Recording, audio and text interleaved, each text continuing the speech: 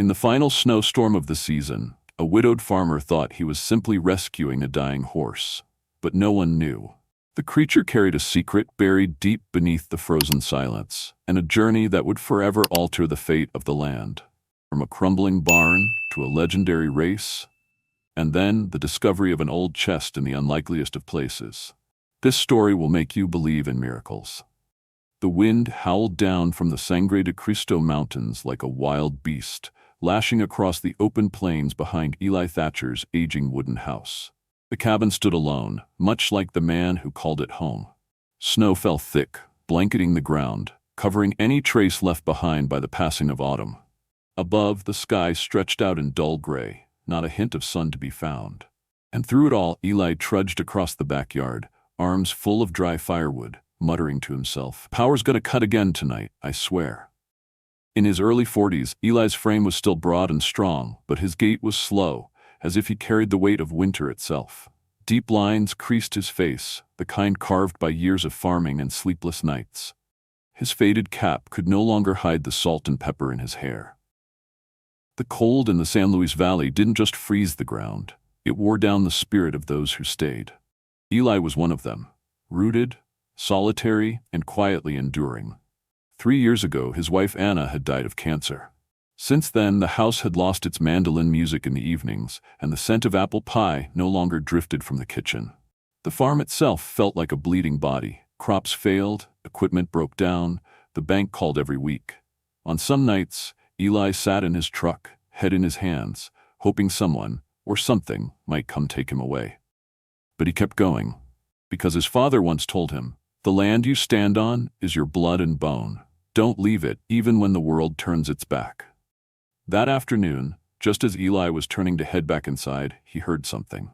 Faint as a breath, like the whimper of a wounded animal. At first, he thought it was just the wind. But then the sound came again, this time from the direction of the northern fence, where snow piled knee-deep. Something unexplainable tugged at him, pulling Eli toward that sound. Each step forward was met with stronger wind, whipping snow into his face. When he reached the fence, his eyes landed on a vague shape. At first glance, it looked like a rotted log or a buried stone. But then it moved. Eli froze. His heart thudded hard in his chest as he stepped closer. It wasn't a stone.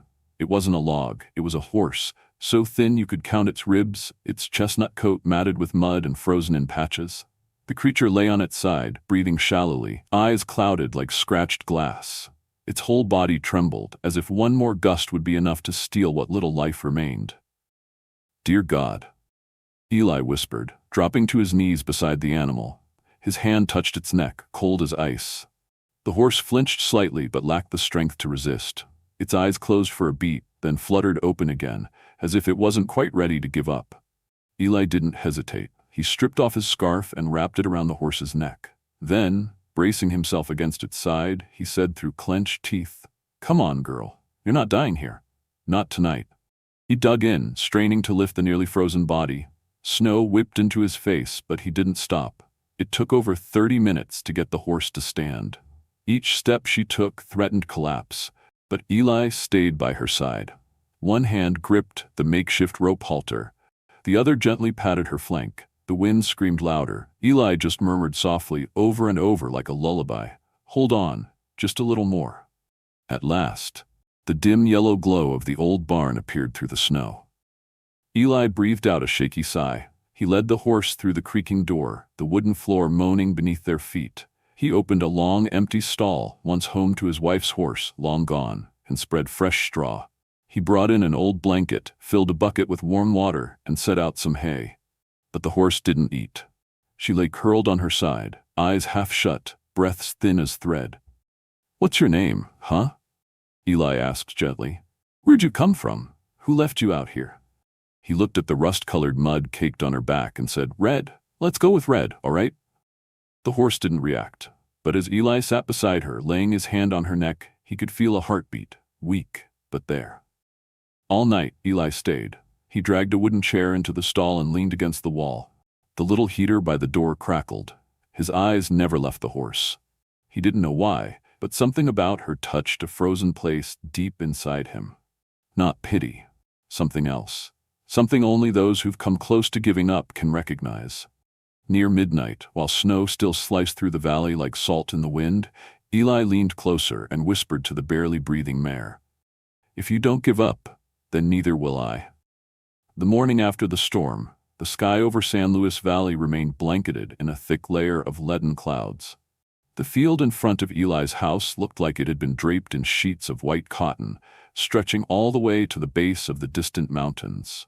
Against that muted backdrop, the barn stood like a brown ink blot pressed into the frozen earth. Inside, the soft yellow barn light still glowed, revealing floating dust motes, warped beams, and the unmoving body of Red. Eli sat there, hands wrapped around a mug of cold coffee. He hadn't slept, not because he was worried, he was afraid. Afraid that if he closed his eyes, he might miss the moment the horse took her last breath. But that morning, when he leaned down to check, Red's chest still rose and fell. Faint, but steady. Like the old soldiers in his memories, wounded all over but refusing to go down. He brought in some oats, soaked them in warm water to soften. Red didn't touch them. Eli gently stroked her cheek, his voice low and rough, like wind slipping through snowy pines. "You know, I used to have a horse. Her name was Lily. My wife picked it. She loved those old Western novels." Red didn't respond, but one ear twitched. Eli noticed and kept going. "Anna passed nearly 3 years ago. Since she left, this barn's been quiet. No hoofbeats, no laughter, just me and that dusty old radio reading off the headlines. Some days I forget to eat, and there's no one around to remind me." He paused. A sigh escaped into the silence. He'd never said these things out loud, not even to Mike, his childhood friend and now the sheriff of Monte Vista. Just then, the sound of a truck engine rumbled from the distance. Eli stepped outside, arms crossed as he waited by the fence. The truck stopped, door opened, and a broad-shouldered man with a graying mustache stepped out. "Eli," Mike called, his voice a mix of concern and mild reproach. "I heard you dragged a wild horse home in the middle of a snowstorm. That true?" "Not wild," Eli replied shortly. "She's just got no place to go." Mike sighed, pulling off his cap to scratch his head. "You can't afford this. You're already behind on your electric bill. I talked to Sandra at the power company. She's giving you 1 more week before they shut it off." Eli said nothing. He glanced over Mike's shoulder, toward the barn. The wind caught the silver in his hair. "There are things you can't pay for with money, Mike," he said quietly. "But if you let them go, you've got nothing left." Mike stared at him for a long moment, then gave a reluctant nod. "I just don't want to see you tearing yourself apart again, Eli." He left shortly after, leaving Eli standing alone. But when Eli returned to the barn, he froze. Red was trying to stand. Her hind legs trembled violently. Her whole body wavered like she might snap in half with the next breeze.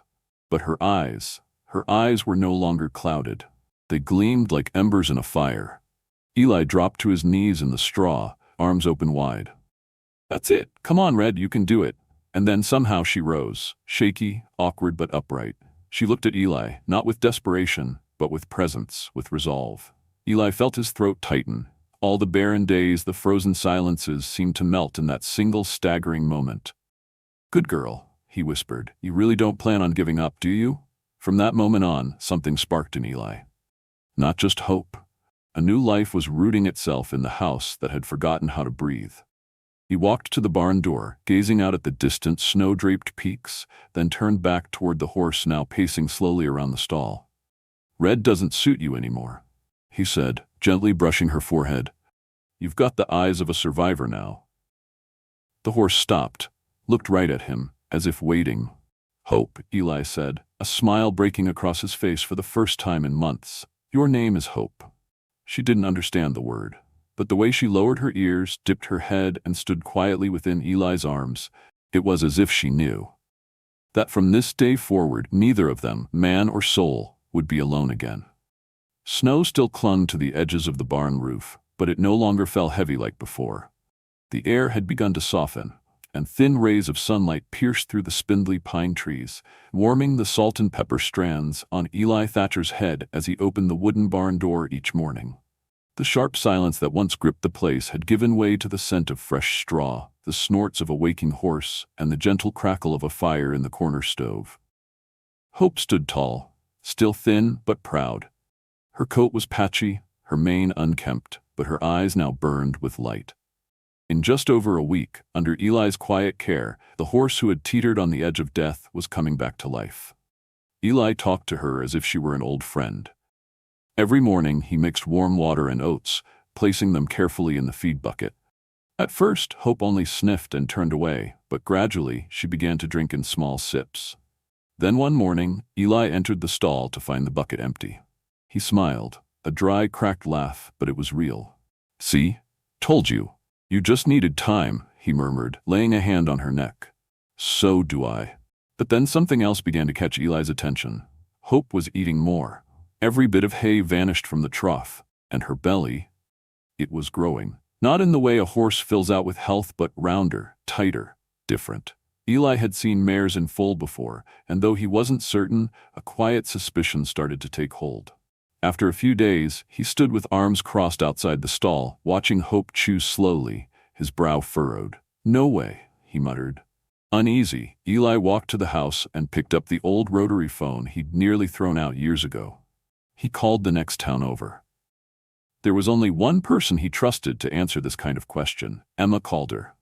A retired Army medic turned veterinarian, Emma now lived quietly on a small homestead 15 miles away. She was tough, no nonsense, but her eyes always carried warmth. When her green pickup rolled through the front gate, Hope snorted cautiously. Eli stepped out to greet her. "Been a while, Doc." Emma hopped down, vet bag in hand, eyes already scanning the barn. "Mike said you brought home a half-dead horse in the snow. That true?" Eli nodded and led her in. Emma approached Hope slowly, laying a practiced hand on her belly, running her fingers down her side, crouching to check the hormone levels. She didn't speak for several minutes, just worked in silence. Eli stood nearby, hands shoved in his coat pockets, heart thudding like a drum. Finally, Emma stood up, dusted off her hands, and said in her calm, even tone, "Congratulations, your girl's pregnant." Eli blinked. "Come again?" "She's in the final weeks, I'd say maybe a month tops. Good pulse, breathing steady, and thanks to whoever's been keeping her alive this well," she looked him square in the eye, "I think they'll both be okay." Eli staggered back, landing in the straw like someone had just handed him a verdict of joy. "Holy hell," he breathed, watching Hope lick her lips after another mouthful of hay. "This girl's a walking secret." Emma smiled faintly and began packing up her tools. "But I'll say this. I don't think she's a wild Mustang, not really. Straight back, tight shoulders, bright eyes, long legs. This is the build of a high-bred mare, and that faint scar on her front left leg looks like a microchip injection mark. She might have come from a breeding facility." Eli looked from Hope to Emma. "You're saying?" Emma nodded, cautiously. "It's possible that she was once someone's prize, and someone lost her." In the days that followed, Hope grew more affectionate. She no longer flinched when Eli entered the stall. Sometimes she even pressed her head gently into his chest when he knelt beside her.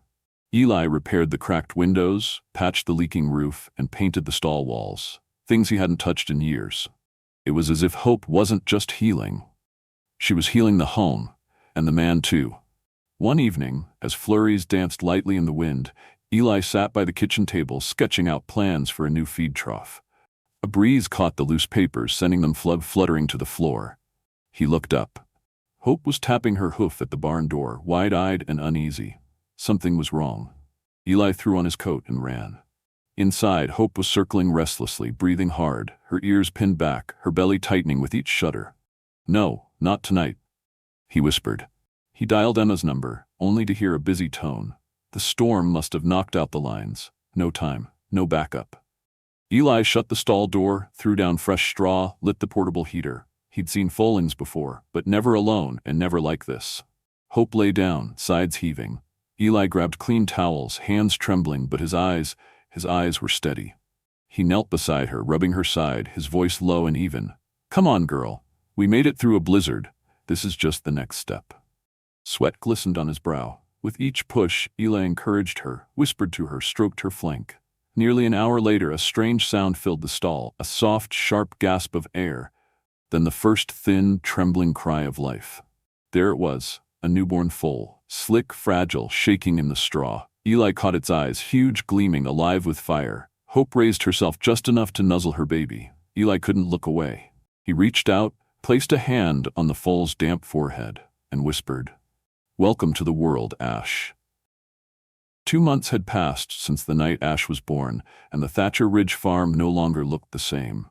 Spring had begun to weave its way into every corner, rustling through the pine trees in warm breezes, blanketing the hills in soft green, and echoing in the high-pitched whinny of a young life growing stronger each day.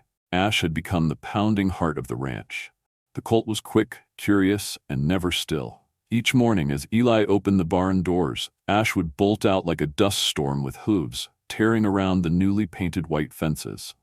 Hope followed close behind. No longer the frail, frozen creature Eli had pulled from the snow, but a proud, poised mare with the steady grace of a seasoned mother. Emma now visited almost every day, not just as a vet, but because something inside her had quietly tethered itself to this place.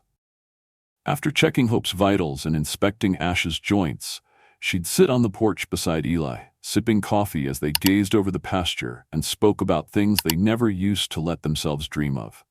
"This little guy's got it," Emma remarked one morning as Ash chased a stray turkey through the tall grass. "Quick reflexes, sharp instincts, and he reads people better than he should." Eli nodded, cupping his old ceramic mug. "He's spooky smart. Yesterday I left the barn gate unlocked. He figured it out, opened it, then made rounds around the fence line like a foreman on duty." Emma laughed, her eyes gleaming behind wisps of ash-blonde hair. "I've worked with military-trained horses that weren't this clever." One afternoon, as sunlight streaked through the western peaks, Eli led Ash out into the wide pasture. It was the first time he looped a soft lead rope around the colt's neck. Not to ride, just to see. Ash paused for a moment, turned his head as if to say, "What are you doing to me, old man?"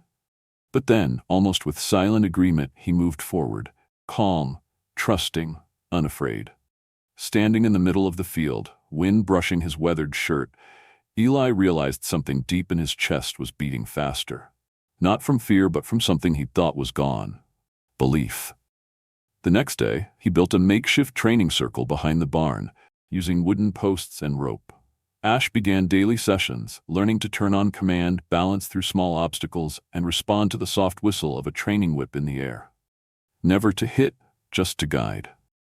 Every time Ash got it right, Eli would rub his forehead and murmur, "Good boy, you weren't born to wander forever." One drizzly afternoon, as Emma gently wrapped a bandage around a scratch on Hope's leg, she suddenly stopped. Her eyes narrowed. "Eli," she said, "come take a look at this." Eli stepped closer. Near Hope's front left knee was a faint old scar, almost invisible against her rust-colored coat, but under the soft glow of the barn light, a triangle brand could just be made out, as if it had once been burned into her flesh. Emma pulled up an old photo on her phone, comparing it.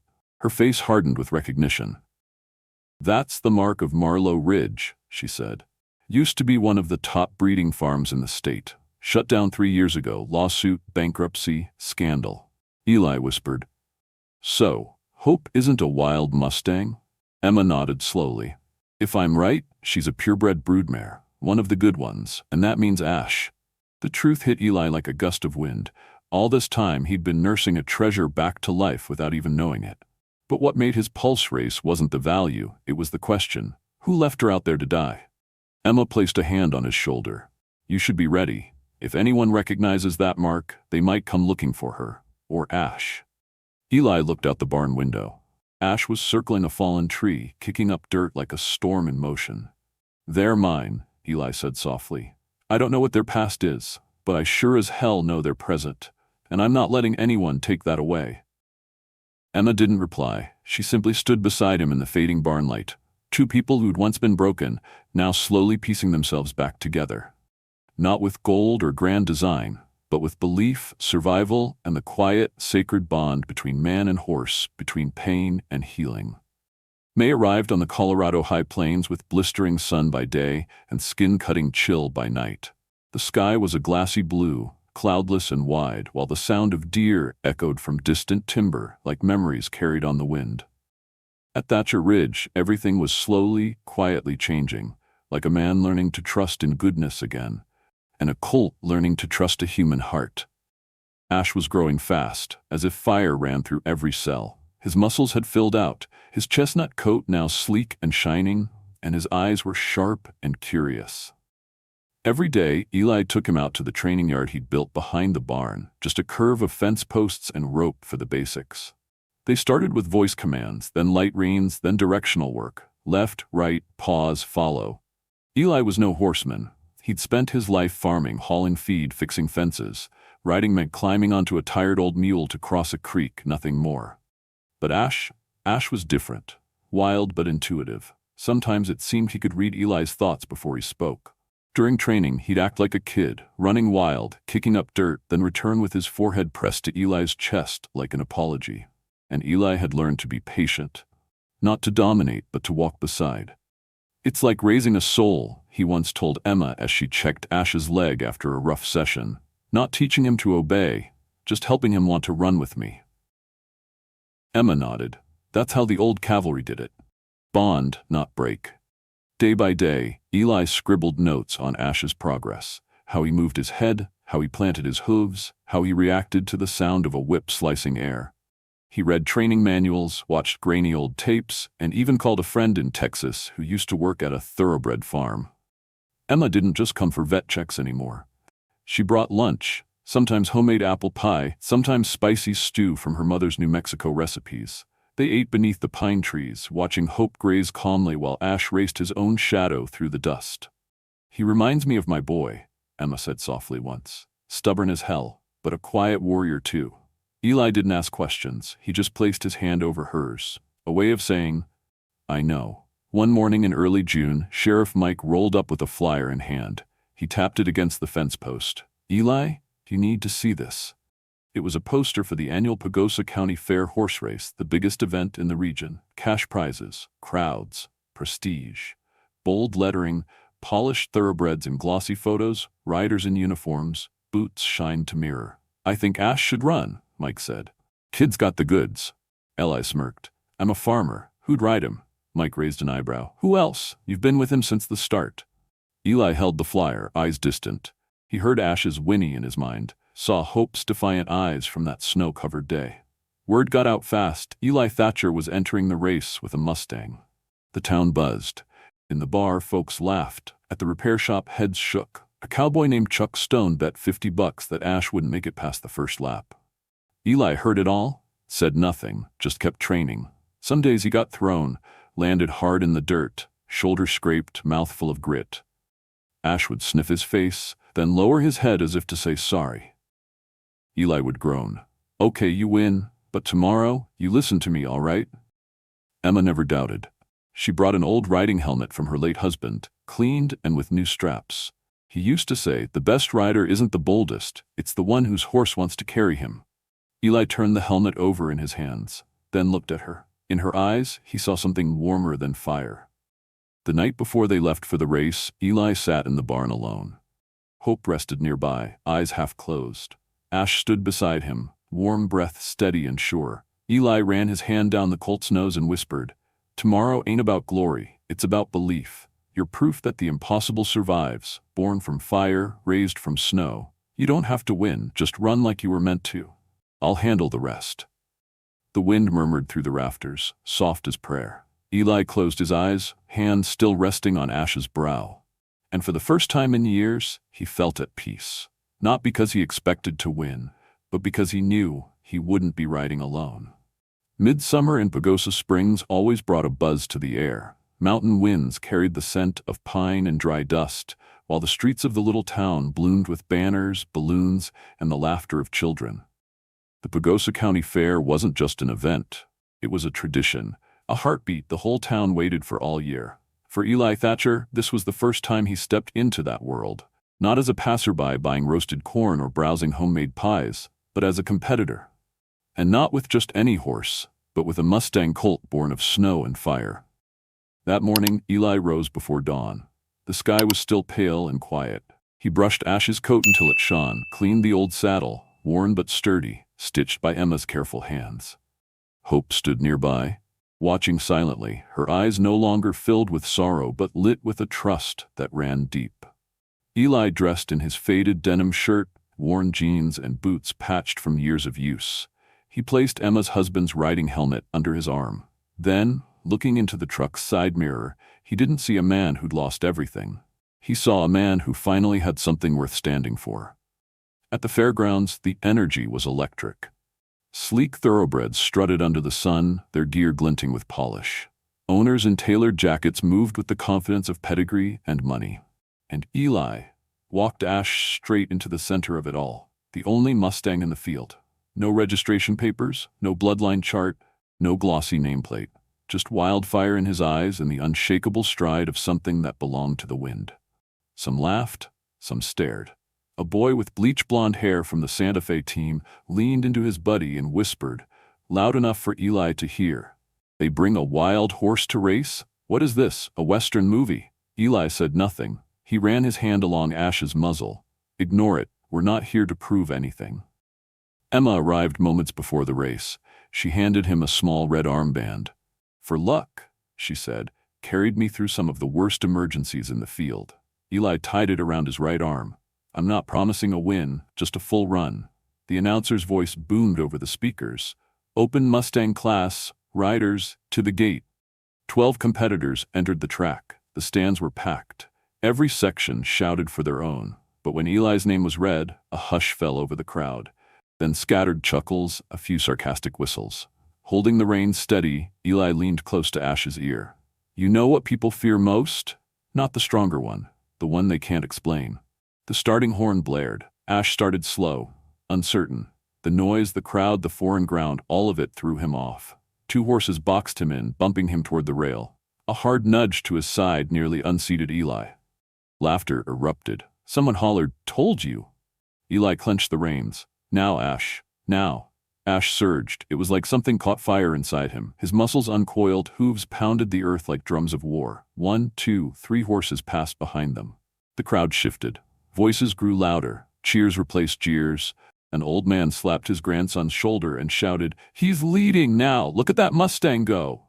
At the final curve, Eli could barely breathe. Ash didn't slow. His eyes locked forward, hooves cutting through dirt with elegance and fury. The finish line appeared. Eli's world narrowed to a single sound, the wind roaring past his ears. And then they crossed. Silence. Then an eruption. Cheers, stomps, whistles, hands clapping, names being screamed. Someone threw a hat in the air. Emma buried her face in her hands, tears streaming. Eli said nothing. He leaned into Ash's neck, arms around him, whispering, "You're my miracle, my second chance." As the celebration died down, an older man in a tan duster approached, his gaze sharp, his steps slow and heavy with time. "You Thatcher?" he asked. Eli nodded. "I'm Samuel Reeves, used to own 3 Pines Breeding. That mare of yours, she was mine. Vanished during the fire a few years back. That scar on her front leg, I'd know it anywhere." Eli didn't flinch. "That mare and that colt," Reeves pointed at Ash, "come from blood worth more than some people's ranches. I'll give you 600 grand. Cash. Today."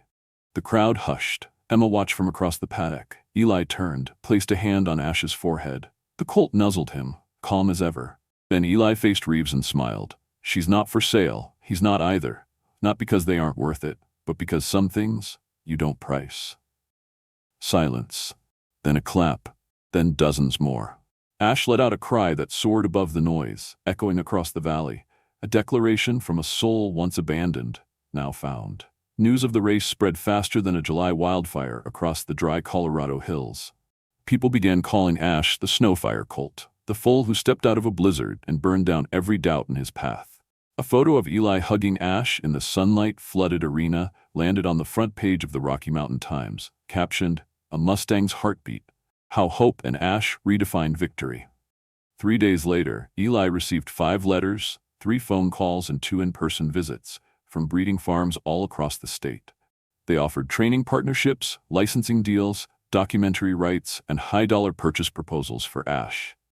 Eli didn't say no out of pride. He simply folded each letter and placed it in a wooden box tucked in the attic, right next to a photo of his late wife and a few handwritten pages his father had left behind. Because he understood, what Ash brought to his life wasn't just victory. It was reason. A reason to rise each morning. A reason to rebuild. Every strand of that young horse's coat was a bell that had rung awake something Eli thought had long died inside him. A week after the race, Emma returned with 2 bottles of homemade lemonade. She parked by the fence, let herself in like she'd done it all her life, and sat beside Eli on the porch. The folks over at the Therapeutic Riding Center asked about Hope and Ash, she said, her eyes on the pasture. They think we could help train horses for autistic kids. They even asked for a blood sample from Ash to check his genetics. Eli nodded, watching Ash race alongside a few newly rescued Mustangs. The herd galloped in wide arcs, kicking up dirt like some kind of wild ballet. "What do you think?" Emma asked, softly. He was quiet for a while, then said, "I don't plan to turn this place into a business, but if a few lives that were once thrown away can help heal a kid who feels the same, then yeah, why not?" She smiled. 2 months later, a wooden sign hung over the main gate, Thatcher Ridge Mustang Sanctuary.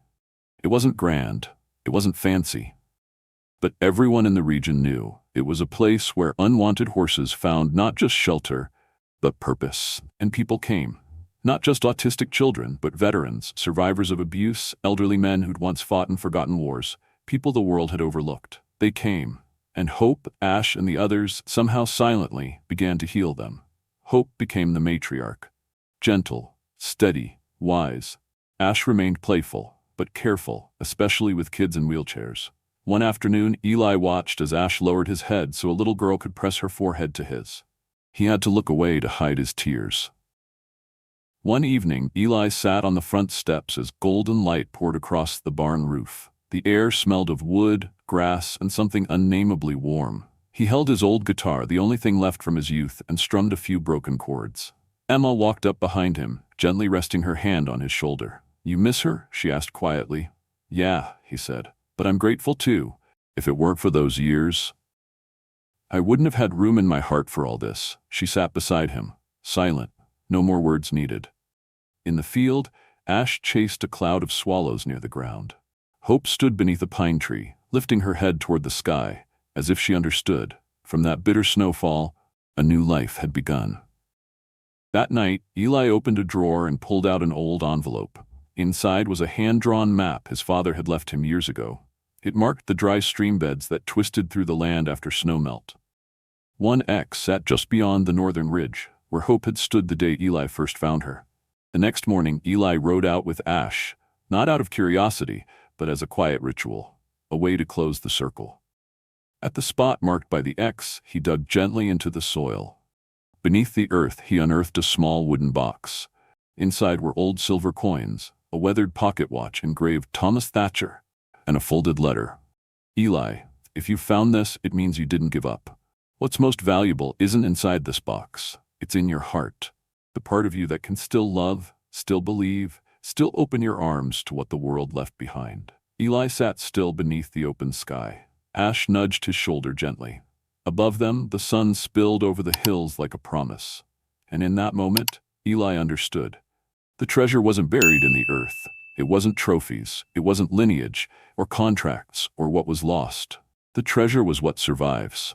A fragile breath in the snow, an eye that refuses to go dim, a soul that dares to rise again, and the simple shining truth: when you choose not to look away, the miracle always finds its way to you.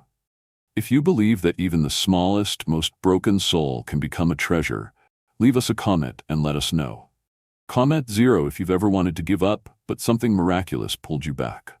Comment 1 if you believe that sometimes it's the ones left behind who end up saving us. And don't forget to subscribe to True Animal Stories, because the next story might just be the miracle you've been waiting for.